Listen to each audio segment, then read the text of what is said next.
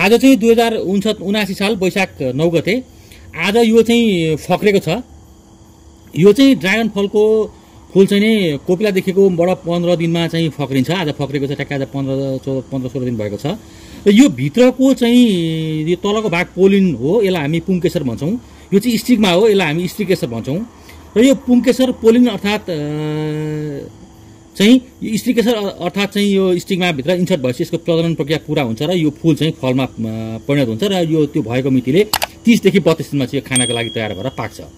तर अनफर्चुनेटली आज के छ भन्दा पानी धेरै परेको छ र पानीले यसको पोलिनहरू यो परागहरू चाहिँ पखाल्ने सम्भावना छ। र यस्तोमा चाहिँ के राम्रो हुन्छ भने यो पोलिनलाई कलेक्सन गरेर फ्रिजरमा राख्ने अथवा चाहिँ पोलिनलाई हामीले म्यानुअली हातले चाहिँ यसको प्रजनन प्रक्रिया पुरा गरिदिने, यसलाई चाहिँ ह्यान्ड पोलिनेसन गर्ने भनिन्छ। त्यो आज हामी गरेर देखाउँछौँ र कसरी कलेक्सन गरिन्छ पोलिन भन्ने पनि हामी गरेर देखाउँछौँ। पानीले भिजेको छ, सजिलैसँग पोलिन चाहिँ आउँदैन। यो भिजिसक्यो आउँदैन, यो यसरी आउँदैन, सजिलै आउँदैन। पानी नै आइरहेछ हामीसँग पनि, तर पनि हामी यसलाई फ्रिजमा लगाएर राख्छौँ र भोलि चाहिँ प्रजनन गर्ने कोसिस गर्छौँ। यसलाई त हामी आजै गर्छौँ। हाम्रो माथि यो चाहिँ घरको छतमा हो, हाम्रो माथि फार्ममा पनि धेरै आज फुलहरू फुक्नेछन्। त्यसको लागि पनि मैले यो पोलिन कलेक्सन गर्दैछु। यो पोलिन चाहिँ लगेर भोलि हामीले बिहान माथिको फार्ममा पनि पोलिन गर्छौँ। हुन त अहिले राति पनि हामी जान्छौँ एकछिन हेर्नलाई, यो पानी कम भयो भने त कुनै समस्या भएन, नत्र भनेदेखि त्यस्तो हुन्छ। यसरी चाहिँ अब हामी यो जुन यसमा ब्रसमा लागेको पोलिन छ यसलाई चाहिँ हामी स्टिगमा हामी इन्सर्ट गराइन्छौँ। अब यसको फेरि कस्तो हुन्छ भने यो कस्तो हुन्छ भनेदेखि यो तलको चाहिँ जुन पोलिनहरू तल रहन्छ, स्टिगमा माथि रहन्छ, अनि यसको माथि आएर यहाँ पस्ने सम्भावना चाहिँ कम हुन्छ। त्यस कारणले गर्दाखेरि माउरीको पोलिनेसन यसलाई राम्रो मानिन्छ र सबैभन्दा राम्रो त ह्यान्ड पोलिनेसन राम्रो मानिने हो। यहाँ आयो माउरी एउटा किरा के आउँदैछ, सम्भवतः पानी परेकोले गर्दा नआउला जस्तो लागेको थियो। यसको यो हामी म्यानुअली गर्दाखेरि चाहिँ यो अलिकति एउटा चाहिँ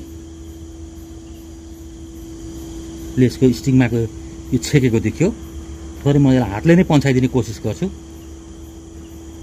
दोब्रेको रहेछ अलिकति, मुख चाहिँ खुल्ला बनाइदियो भनेदेखि पोलिन लाउन चाहिँ सजिलो हुन्छ।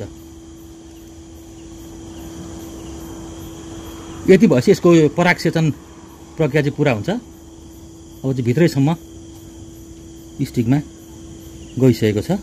अब यसको फल चाहिँ लाग्छ, ढुक्क भयो हुन्छ। अब पानीले पखाल लाग्यो भन्ने डर हुन्छ, त्यसको लागि हामी चाहिँ अब केही क्षण छोडिदिन्छौँ। पानी अलिक कम भएको छ, त्यसरी पछि हामी यसलाई क्याप पारेर हामी रबर ब्यान्डले हामी यसलाई बाँधिदिन्छौँ केही दिनसम्म। अहिले हामी अब छोड्छौँ। अब अहिले करिब 9 बज्न लागेको छ। अब 12 बजे चाहिँ पुरा रूपमा फक्रिन्छ, 12 देखि 12:30 बजीसम्म। त्यही भएर रातको रानी पनि भनेर भन्ने गरिएको हो। हामीले आज तपाईँहरूलाई चाहिँ हाम्रो यो पोलिनेसनको बारेमा र ह्यान्ड पोलिनेसनको बारेमा, यसको परागसेचनको बारेमा चाहिँ केही कुराहरू गऱ्यौँ।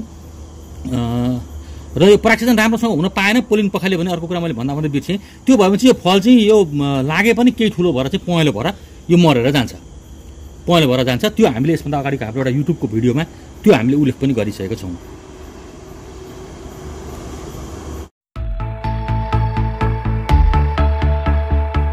च्यानललाई सब्स्क्राइब र भिडियोलाई लाइक गर्न भुल्नुभयो कि? भिडियो हेर्नुभएकोमा धन्यवाद।